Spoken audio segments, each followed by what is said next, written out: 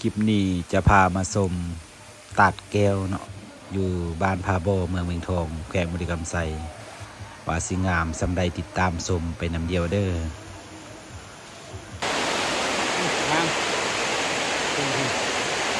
ตัดแก้ว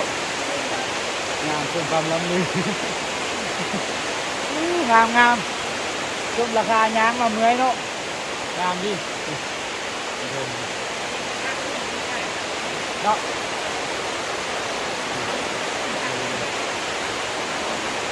จะลุกเลยครับโอ้งามงามงามเพิ่มความล้ำลึก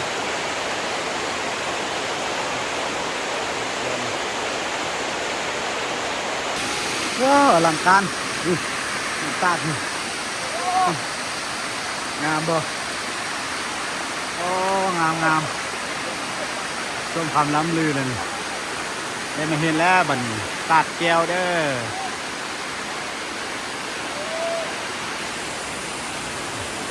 งามดี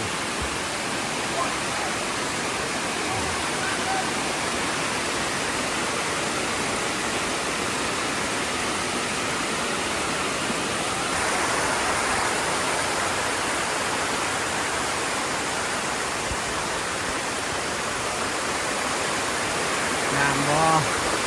ตัดแก้วเด้อ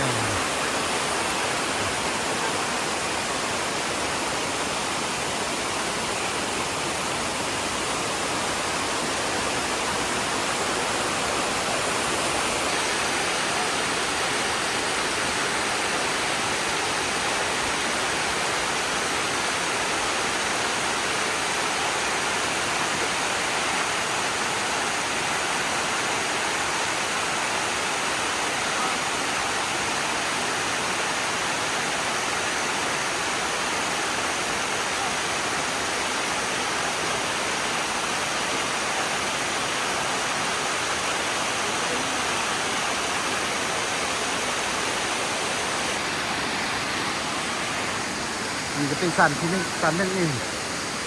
งาม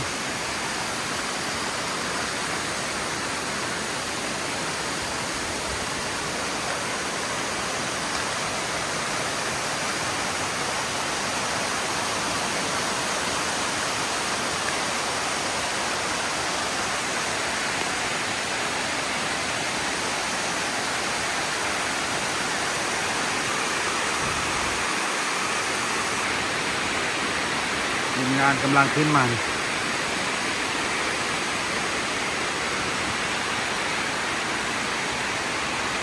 ไอ้ดีหัวตาด